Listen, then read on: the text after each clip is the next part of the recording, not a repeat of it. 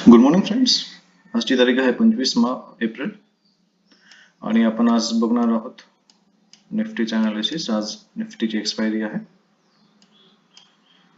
So आपण last time बघितल्याप्रमाणे आपण बघितलं होतं की या झोन मध्ये जर मार्केट असेल तर आपल्याला ट्रेड करायचं नव्हतं आणि करायचंच असेल तर स्कॅल्पिंग वरती आपण फोकस करणार होतो. दिवसभर मार्केट या झोन मध्ये राहिलेलं आहे 24 तारखेच्या अनालिसिसच्या हिशोबाने.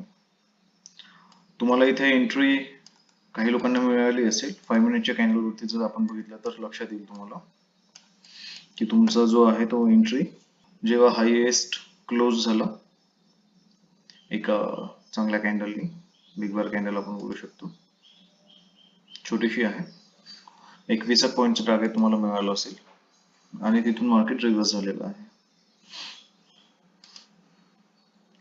ऍक्च्युअल एंट्री आपली इथे व्हायला हवी होती.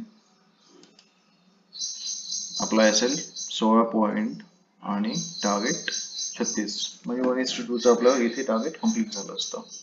पण हा ट्रेड घेणं थोडंसं डिफिकल्ट असेल, फार कमी लोकांना तो घेता आला असेल. सो आज आपल्याला कसा ट्रेड करायचा आहे ते लक्षात घ्या. मार्केट एका झोन मध्ये क्लोज होताना दिसतंय. आजचा झोन आपला हा असणार आहे आणि याच्या वर किंवा खाली जर मार्केट ट्रेंड करत असेल, सस्टेन करत असेल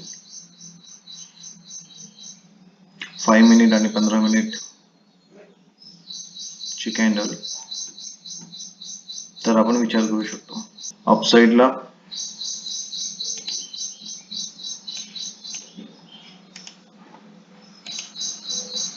आणि डाऊन साइडला.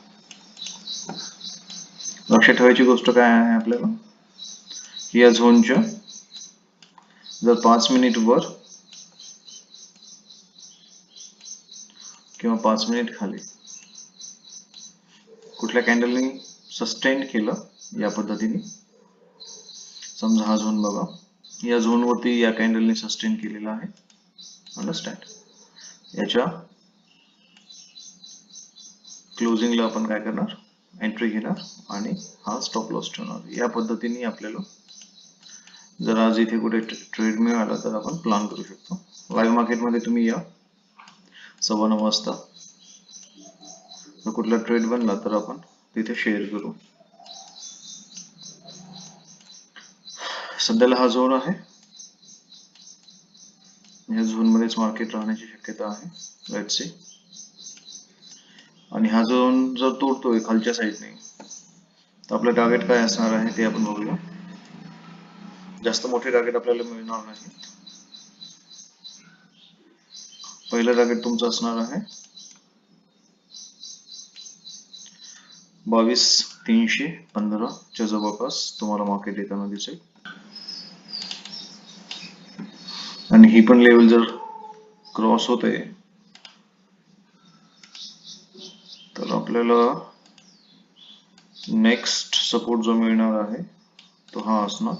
सपोर्ट आणि रेजिस्टन्सच्या बेसवरतीच ट्रेड करा, आपल्या मनाने रॅन्डम ट्रेड न करता.